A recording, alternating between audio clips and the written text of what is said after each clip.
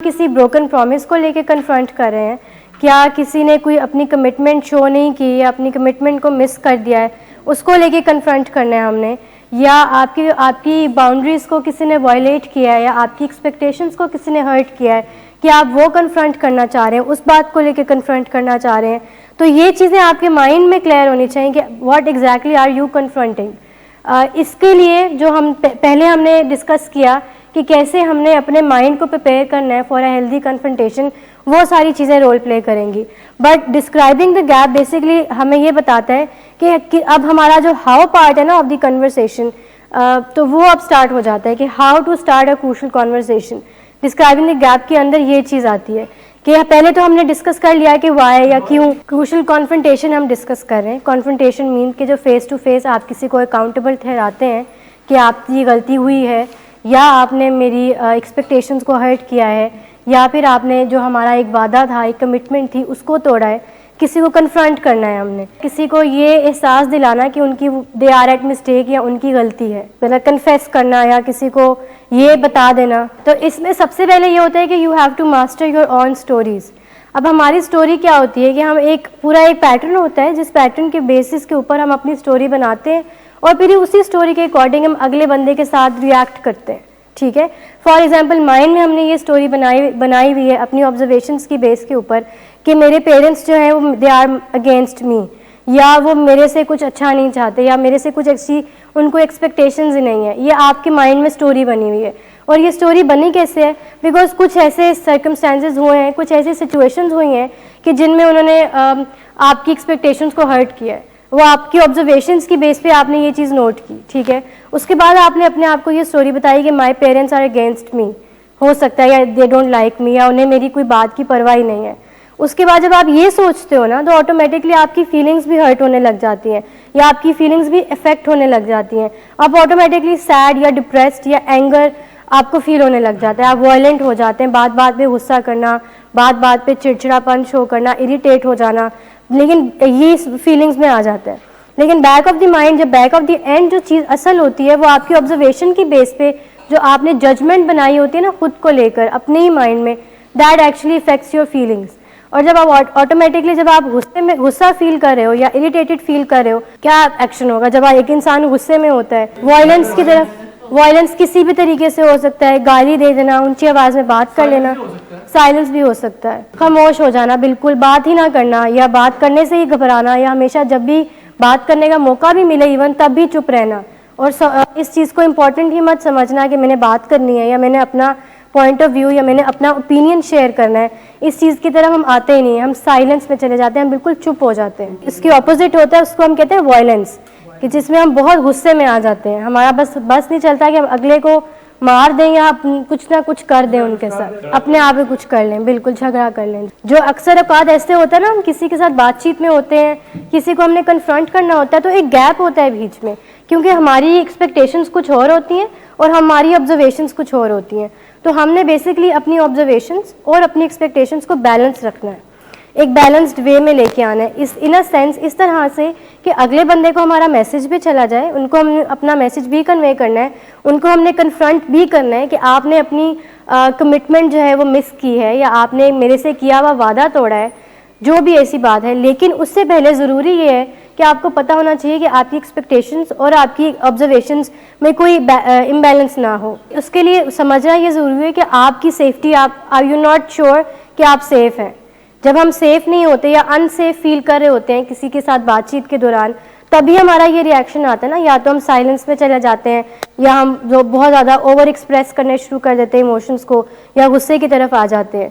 तो ये make sure करना, ये आपके लिए एक अलार्मिंग सिचुएशन है या अलार्मिंग पॉइंट है कि you are not safe, you are not feeling safe.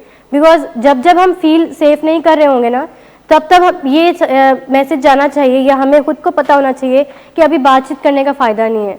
तो उस टाइम इम्पॉर्टेंट ये होता है कि आप you and the conversation right at that moment. कर सकती हैं आप, बिल्कुल उसको यूज़ करें, इस्तेमाल करें।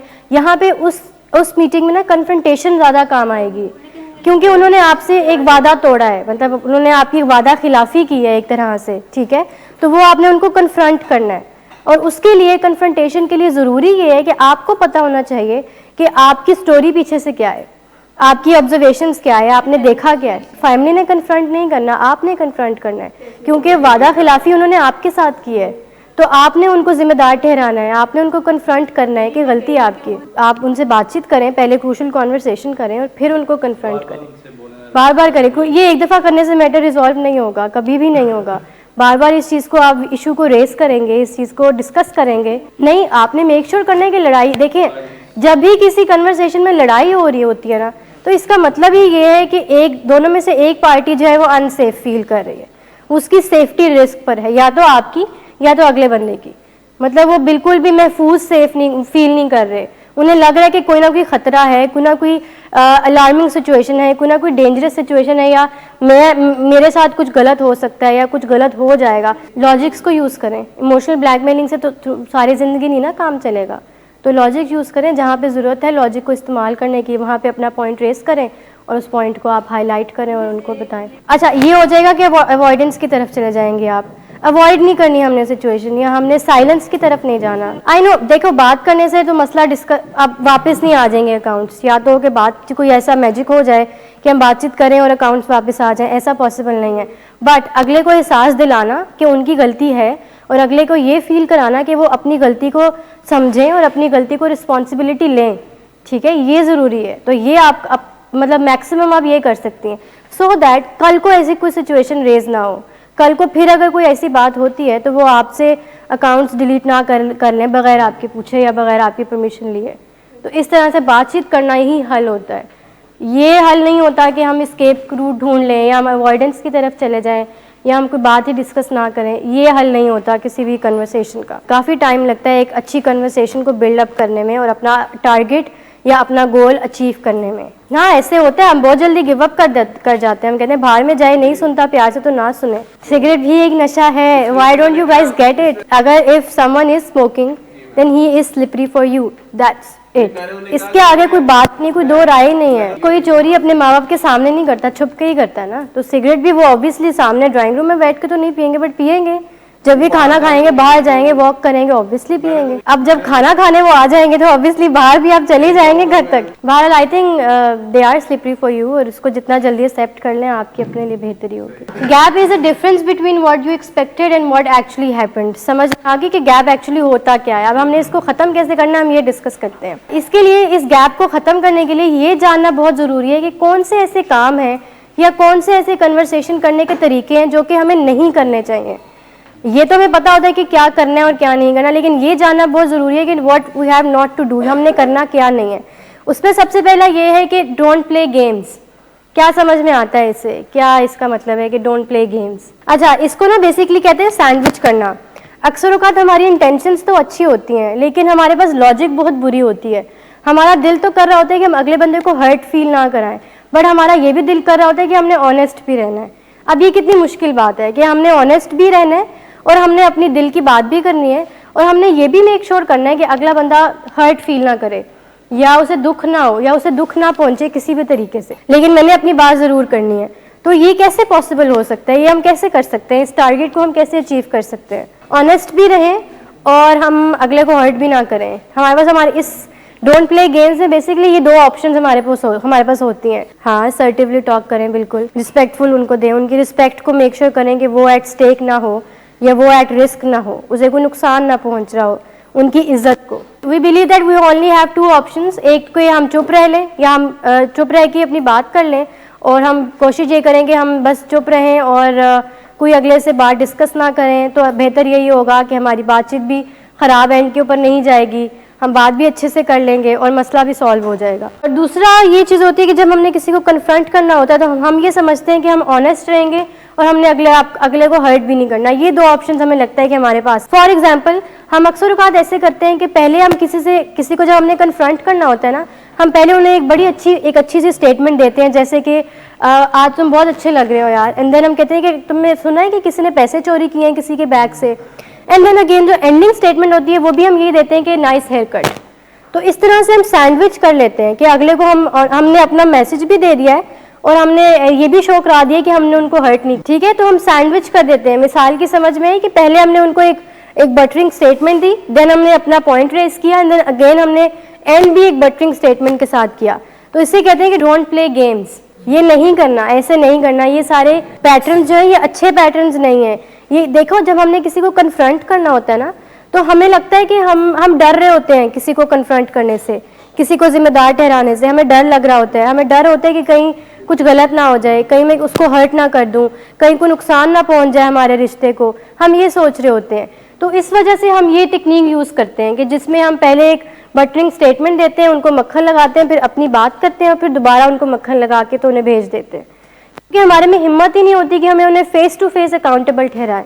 हम इतने नाइव फील कर रहे होते हैं, या हम इतने अपने आप को ये फील कर रहे होते हैं कि मेरे में कोई पावर नहीं है, या आई एम वर्थलेस, या मैं ऐसा कर ही नहीं सकता, ये मेरी बस की बात ही नहीं है कि मैं उनको इस तरह से कन्फ्रंट कर दूं, मैं तो नहीं कर सकता। अच्छा टूल नहीं है, बिकॉज आप फेक कर रहे हैं। आप अच्छी बात जो है वो उनको शर्मिंदा होना चाहिए, उन्होंने गलती की है, डायरेक्टली ही बताना है, मक्खन नहीं लगाना, फायदा नहीं मक्खन लगाने से। इससे होगा कि एक तो आपका पैटर्न सेट हो जाएगा, कल को किसी से भी आपने बातचीत करनी होगी तो आप पहला टूल ही यूज़ करेंगे कि आप उन्हें मक्खन लगाएंगे। सेकेंडली, आप फेक कर रहे हैं, आप उनकी नीयत, नो डाउट कि आपकी इंटेंशन साफ है, आपको पता है कि आपकी इंटेंशंस बिल्कुल क्लियर है, लेकिन ये लॉजिक अच्छी नहीं है। इसी को कहते हैं कि सैंडविच करना, कि इंटेंशंस तो अच्छी हैं लेकिन लॉजिक आपकी बहुत बुरी है। तो जब आपकी ये चीज़ें आ जाती है ना, तो फिर आप फेक करने शुरू हो जाते हो। तो that is not a good thing to do, ये नहीं करने चाहिए। कन्फ्रंट अगर किसी को करना है, किसी को आपने जिम्मेदार ठहराना है फेस टू फेस, तो वाई यू यूजिंग बटरिंग, आप उन्हें मक्खन क्यों लगा रहे हैं, ज़रूरत नहीं है इसकी। जब कोई गलती पे होता है तो उन्हें शर्मिंदा फील करना चाहिए। ऐसा तो हर दफ़ा तो ऐसा नहीं हो सकता कि कोई शर्मिंदा फील ही ना करे। हम इसी एंड पे ही रहें कि भाई हमने हर किसी को अच्छा ही फील कराना है, नो मैटर व्हाट। ऐसा पॉसिबल नहीं है, ये एक फैंटेसी की दुनिया है, इस तरह नहीं होता। जब किसी की गलती है तो उन्हें बुरा फील करना चाहिए। इमोशन है ना, एक सैडनेस भी, एक बुरा फील करना भी एक इमोशन है, तो उसको फील करें। ये भी इमोशन बनाया इसीलिए गया है कि इसे फील किया जाए। सेकेंड है कि डोंट प्ले शराड्स। इसमें ये है कि रिप्लाइंग और नॉन, क्या ये गेम जो होती है शराड्स क्या होती है, किसी को पता है? ये गेम होती है जिसमें गेस करते हैं, एक्ट आउट करके हम गेस कर रहे होते हैं। इसी तरह हम समटाइम्स ऐसे करते हैं जब हमने किसी को कन्फ्रंट करना हो। फॉर एग्जाम्पल, हसन साहब आज लेट आए हैं, तो मैंने हसन साहब को कन्फ्रंट करना है कि हसन साहब आप लेट आए हैं, तो मैं सिर्फ उन्हें एक फेशियल एक्सप्रेशन दे दूंगी, मैं सिर्फ अपनी आईब्रोज फ्राउन कर दूंगी और वो खुद ही समझ जाए, मैंने उनको हिंट दे दिया है। बट मेरे में हिम्मत नहीं हो रही उन्हें कन्फ्रंट करने की। This is not the thing to do, ये नहीं हमें करना चाहिए। समझ में आया? This is the next technique जो कि हमें नहीं करनी चाहिए, कि अब हम नॉन वर्बल क्यूज़ का इस्तेमाल करते हैं। हमारी कोशिश ये होती है कि हमें बोलना ही ना पड़े और हम अपना मैसेज भी दे दें और हम अपना अगले को कन्फ्रंट ही कर दें। जैसे अक्सर औकात ऐसे होता है कि जब हम लेट हो रहे होते हैं या लेट हो जाते हैं, तो हमारे बॉस या हमारे कोलीग्स फेलोज हैं, वो सिर्फ अपनी वॉच को देखते हैं और हमें ऑटोमेटिकली हम डिफेंसिव हो जाते हैं। हमें पता चल जाता है, हमें पता तो चल जाता है कि ऑब्वियसली कि हमारी गलती, हम लेट हुए हैं, टाइम वो चेक कर रहे हैं, लेकिन ये इनडायरेक्ट वे है, ये बहुत मैनिपुलेटिव, इरिटेटिंग वे है, इनइफेक्टिव वे है, इसका कोई असर नहीं होगा। नो डाउट उनको मैसेज तो चला गया है कि वो लेट हुए हैं, लेकिन इस चीज़ का असर कोई नहीं होगा। नेक्स्ट टाइम भी वो ऐसे ही करेंगे, क्योंकि उन्हें पता होगा कि वो नेक्स्ट टाइम भी वो लेट आएंगे, तो आपने सिर्फ अपनी घड़ी ही देखनी होगी, तो उन्हें पता चलेगा इससे ज़्यादा तो वो कुछ करेंगे नहीं, या इससे ज़्यादा वो कुछ कर नहीं सकते। अच्छा, वो एक और टेक्निक है जिसमें हम रीड करते हैं दूसरों के माइंड्स को। हमें लगता है कि वो खुद ही गेस कर लें कि हमें क्या दुख पहुंचा है, या खुद ही गेस कर लें कि हमें क्या चीज़ उनकी बुरी लगी है और उन्हें कौन सा वादा तोड़ा है। हम ये नहीं, this is not the thing to do. उनको कन्फ्रंट करना है तो फिर पूरी तरीके से करें, एग्जैक्टली अच्छे होने चाहिए, उसको प्रैक्टिस करें, टाइम टू टाइम लें अपना इस चीज़ को प्रैक्टिस करने में, किस तरह से आपने असर्टिव होना है, सच्ची खरी बात किस तरह से इफेक्टिवली करनी है अगले को, कि उनको आप अपना मैसेज भी दे दें और बात भी आपकी कन्वे हो जाए। ऑल्सो समटाइम्स ऐसे भी होता है कि मैं आपको नॉन वर्बल हिंट दे दी है मैंने, लेकिन हो सकता है आप उसको इंटरप्रेट ही अच्छे से ना करें, या आपको समझ में ही ना आए, आप उस मेरे नॉन वर्बल क्यू को एक्सेप्ट ही ना करें, आपको लगे ही ना, कि आपको लगे कि इसने तो मे बी कोई और रीज़न की वजह से ऐसे किया हो,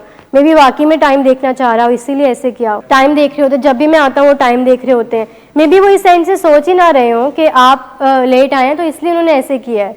तो ये भी इंटेंशंस आपकी नो डाउट अच्छी होती हैं, ऐसा नहीं है कि आपकी इंटेंशंस अच्छी नहीं है, आपकी इंटेंशन, आपकी नीयत के ऊपर कोई वो खलल नहीं होता। आपको पता होता है कि आपकी नीयत अच्छी होती है, कि आपने अगले बंदे को बताना है कि आपकी गलती है या आपने वादा तोड़ा है, वादा खिलाफी की है, लेकिन ये तरीके इस्तेमाल करना जायज़ नहीं है। ये तरीके इस्तेमाल करेंगे तो इससे कोई एंड रिजल्ट, कोई एंड सोल्यूशन के ऊपर आप नहीं पहुंचेंगे।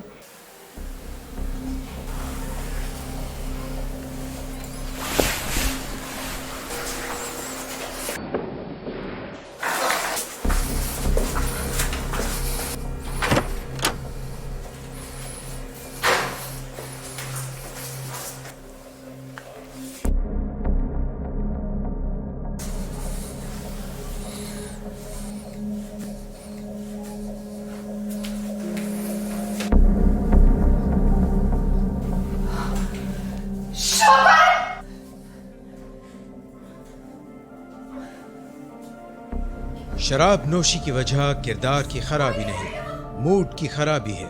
शराब नोशी कभी भी नशे की बीमारी में बदल सकती है। नशे की बीमारी हर स्टेज पर काबिले इलाज है। मदद हासिल कीजिए, क्योंकि वो ऐसा नहीं करेगा। विलिंग वेज से मदद हासिल कीजिए, कहीं से भी मदद हासिल कीजिए, लेकिन फौरी मदद हासिल कीजिए।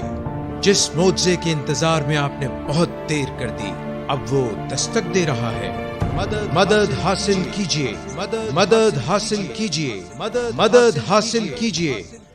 डोंट पास द बक, ये बहुत ज़्यादा यूज़ करते हैं हमारे एल्डर्स, स्पेशली बहुत ज़्यादा यूज़ करते हैं कि adopting the role of good cop in order to transform a way to in order to find a way to transform other people into bad cop, कि हम एक गुड कॉप का role adopt कर लेते हैं। हम अपनी तस्वीर अच्छी दिखाते हैं दूसरों की नज़रों में, हम मेक श्योर करते हैं कि हमारी पिक्चर अच्छी रहे।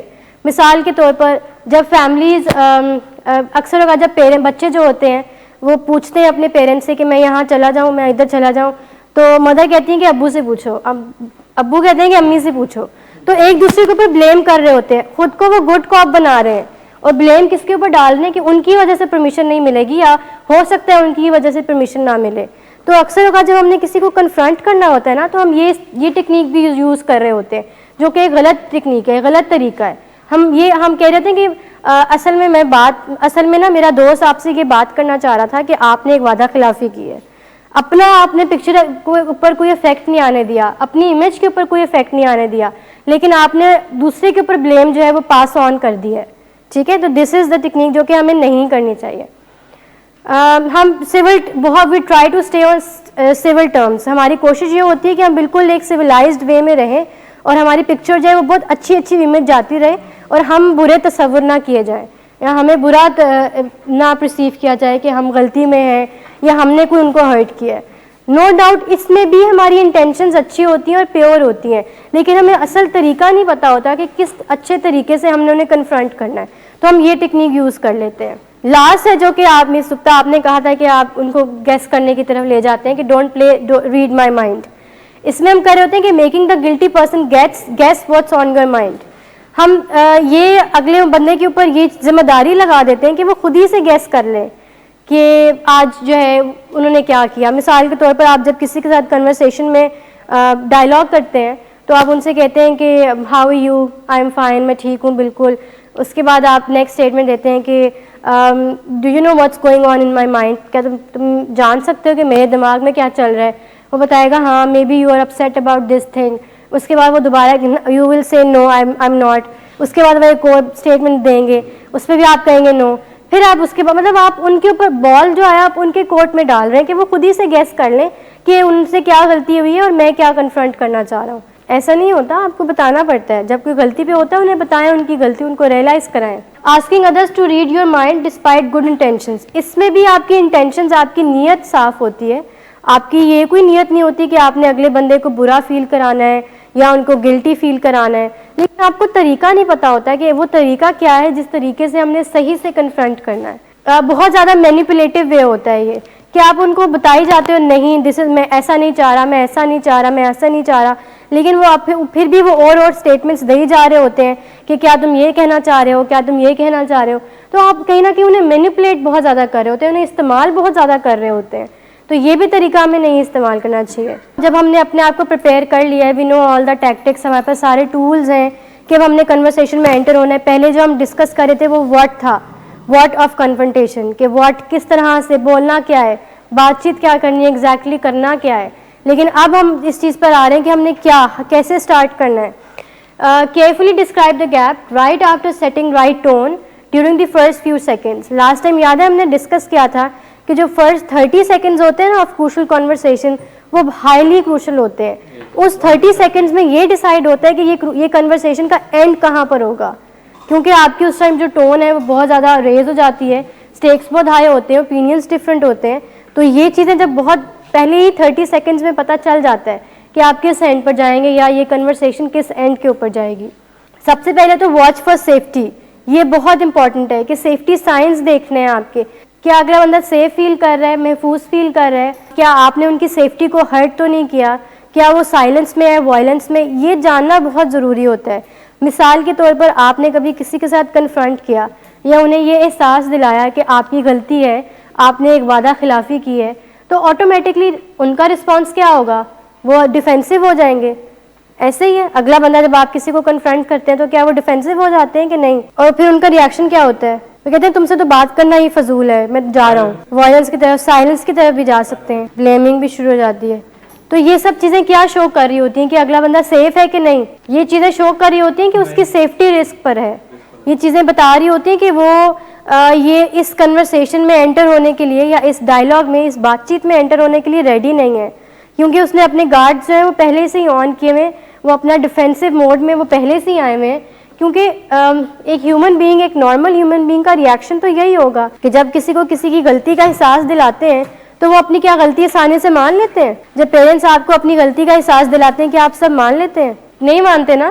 फिर भी हम उनको लॉजिक्स देते हैं, हम उन्हें बताने लग जाते हैं कि नहीं ऐसा नहीं है। अच्छा, watch for safety science of the safety there are risk, ये बहुत ज़रूरी है।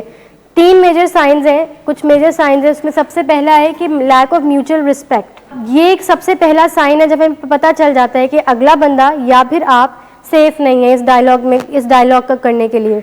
म्यूचुअल रिस्पेक्ट क्या होती है? बिल्कुल एक जैसी इज्जत करना, एक दूसरे की इज्जत करना। फॉर एग्जाम्पल, जब छोटे बच्चे होते हैं, जब अपने नाना या दादा या अपने पेरेंट्स को कहते हैं कि आप बहुत मोटे हो, तो क्या पेरेंट्स इस चीज़ को माइंड करते हैं? लेकिन नहीं करते। क्यों नहीं करते?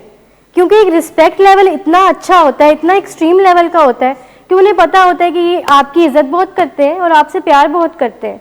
तो इसी तरह का रिस्पेक्ट लेवल जो है ना, अपनी कन्वर्सेशन में बिल्ड करना चाहिए किसी के साथ भी, कि अगले बंदे को आपने इतना रिस्पेक्टेड फील कराना है कि वो बिल्कुल भी ये फील ना करे कि उन्हें इज़्ज़त नहीं दी जा रही है या उनके साथ जो है अच्छा बर्ताव नहीं किया जा रहा, उनके साथ अच्छा बिहेव नहीं किया जा रहा। ये मेक श्योर करना बहुत इंपॉर्टेंट होता है।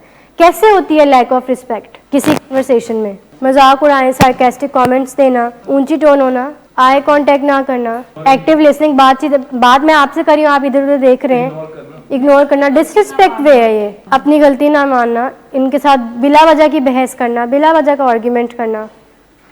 तो ये सारे साइंस हैं। अगर इनमें से कोई भी, और भी बहुत ज़्यादा साइंस हैं, इनमें से कोई एक भी साइन आपके साथ कन्वर्सेशन में, फॉर एग्जांपल फैमिली के साथ कन्वर्सेशन में हो रहा होता है, तो उस चीज़ को समझ जाएं कि सेफ्टी नहीं है, या तो उनके एंड से नहीं है या तो आपके एंड से नहीं है।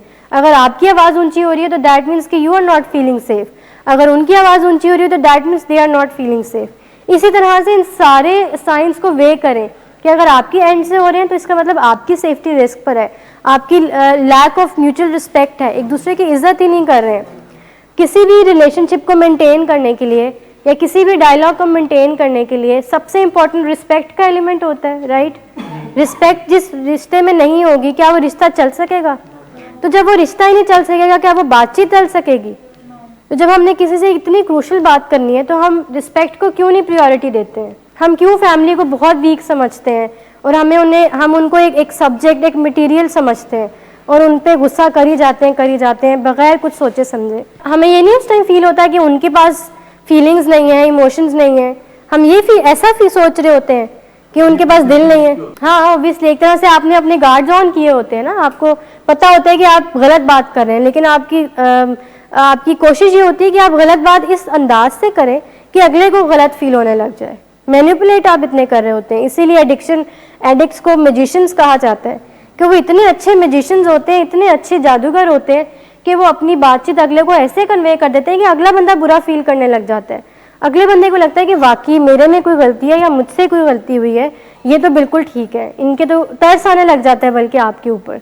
तो ये सब तरीके जो कि नहीं करने चाहिए, ये इन चीज़ों से कोई फ़ायदा नहीं होगा, बल्कि चीज़ें जो है वो और ख़राब होती चले जाएंगी। सेकेंड है लैक ऑफ म्यूचुअल पर्पस, एक जैसा सोचना। लेकिन क्रूशल कॉन्वर्सेशन तो ये नहीं होती है कि ऑब्वियसली उनका ओपिनियन डिफरेंट है, आपका ओपिनियन डिफरेंट है, तभी तो क्रूशल कॉन्वर्सेशन होती है।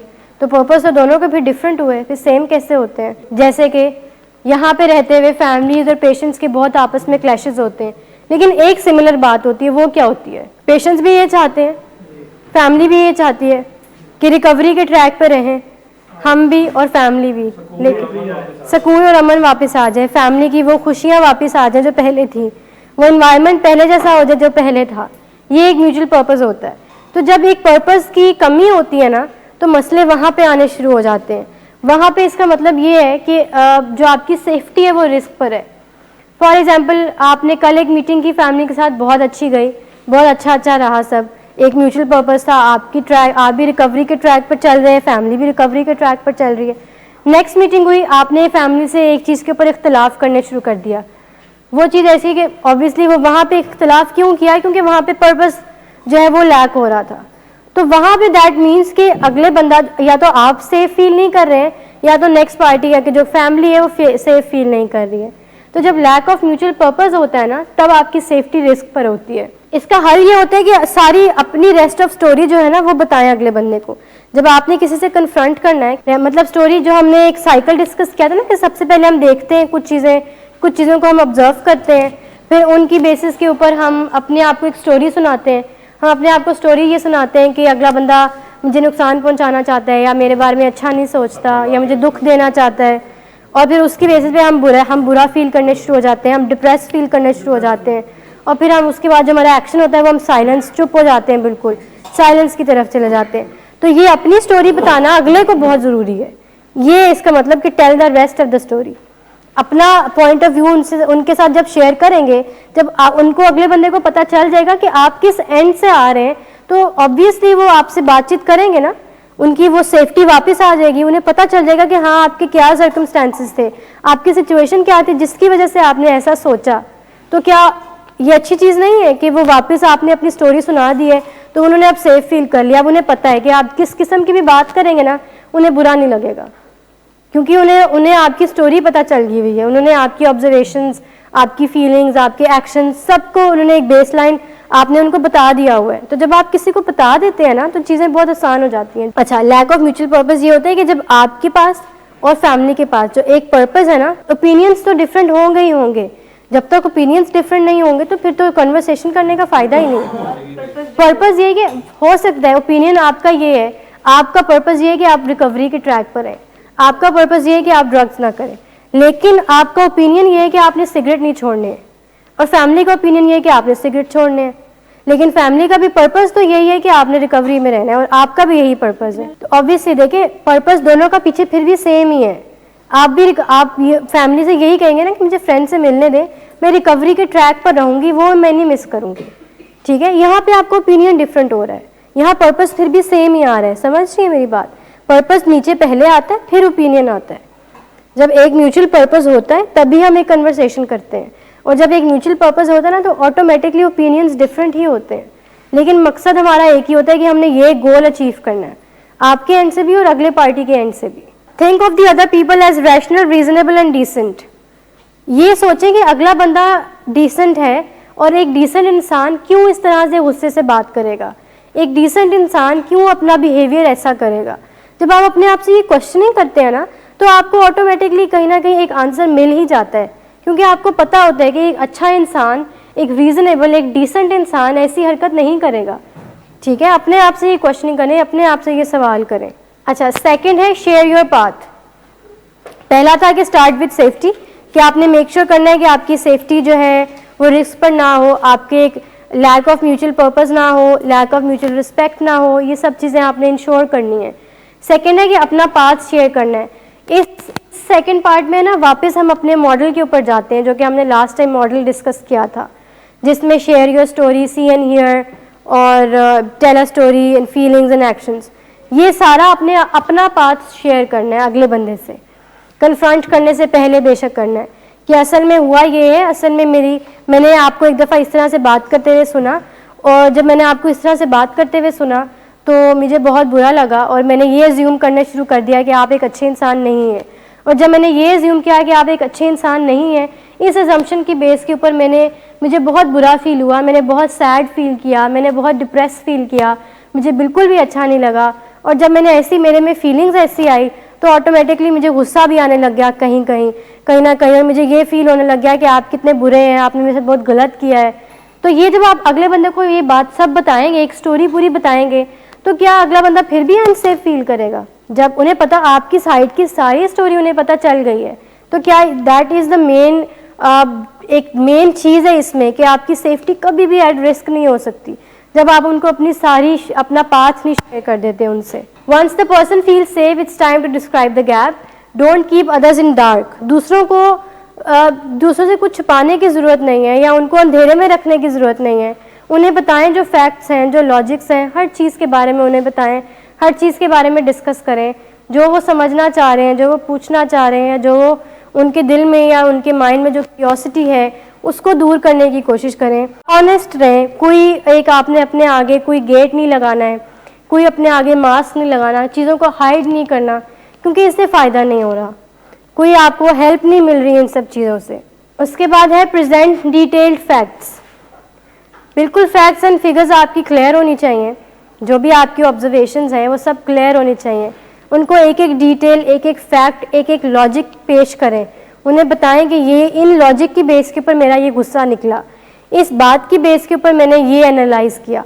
जब आप अगले बंदे को इतनी डिटेल में बताते हैं तो कैसे नहीं एक कन्वर्सेशन, एक कन्फ्रंटेशन अच्छी हो सकती. खुद बताएं. हो सकती है ना अच्छी, लेकिन हमारी कोशिश ये होती है कि क्यों हम इतने लंबे चौड़े प्रोसेस में पड़ें, क्यों हम इतना सर खपाएं सिर्फ एक बातचीत करने से, सिर्फ एक कन्फ्रंट करने से. क्यों करते हैं हम ऐसे? लड़ाई से बचने के लिए, अपने आप को सेफ रखने के लिए, सेफ एग्जिट में रहने के लिए.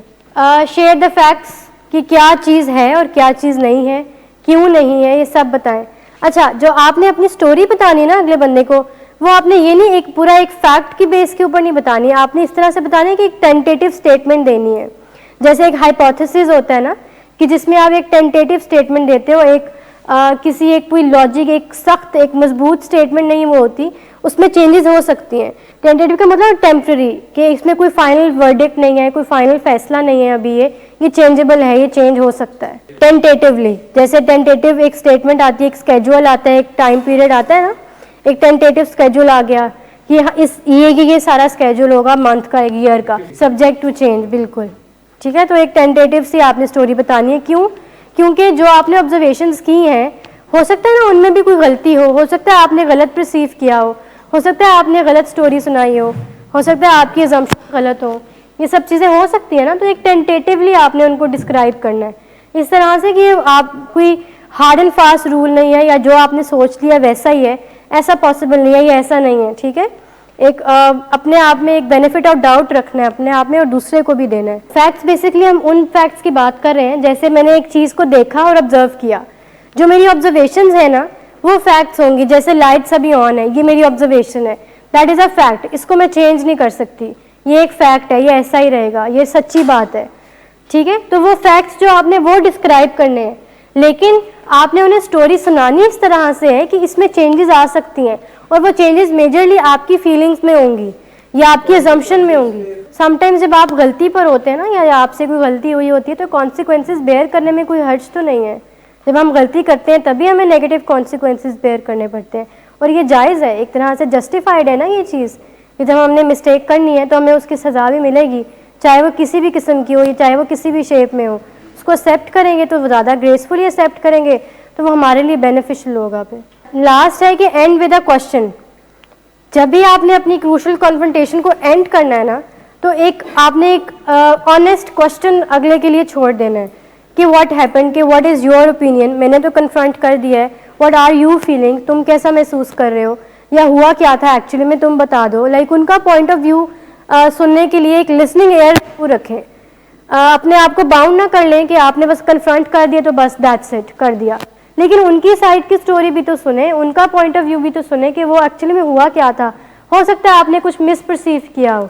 And with a simple diagnostic question, here other points of view. अगर अगले बंदे का पॉइंट ऑफ व्यू को समझें, make your question an honest inquiry. एक ऐसी एक ऑनेस्ट इंक्वायरी बनाएं कि आप उनसे सवाल इस तरह से पूछ रहे हैं कि आप वाकई में ऑनेस्ट हैं, आप रियली इंटरेस्टेड हैं उनसे सवाल करने में या उनकी साइड ऑफ स्टोरी को सुनने में. इस तरह से उनसे सवाल पूछेंगे हुआ क्या था एक्चुअली में, आप मुझे बता दो, या हो सकता है मैंने कुछ गलत किया बट एक्चुअली व्हाट हैपेंड, हुआ क्या था, क्यों ऐसा हुआ था. या अगर मैंने कन्फ्रंट अब आपने कर दिया है तो अगले बंदे से पूछेंगे how are you feeling now, आप कैसा महसूस कर रहे हो. तो हमेशा अपनी क्रूशल कॉन्फ्रंटेशन को एक क्वेश्चन की नोट के ऊपर एंड करना है. तो जब हम क्वेश्चन की नोट पर एंड करते हैं और ये सारे टूल्स अप्लाई करते हैं तो हमारा जो गैप होता है ना वो ख़त्म हो जाता है, वो एंड हो जाता है. जो गैप होता है, गैप क्या होता है, व्हाट यू ऑब्जर्व्ड, जो आपकी एक्सपेक्टेशंस और आपकी ऑब्जर्वेशन में जो गैप होता है वो इन सब चीज़ों के थ्रू ख़त्म हो जाता है। जब आप क्वेश्चन के थ्रू एंड करते हो, आप अपना पाथ शेयर करते हो, आप अपनी फीलिंग्स शेयर करते हो, आप सेफ्टी मेक श्योर करते हो, तो बेसिकली ये जो आपका हाउ वाला पार्ट है ना, आपका कन्फ्रंटेशन, वो यहाँ पे डील हो जाता है, इजीली मैनेज हो जाता है।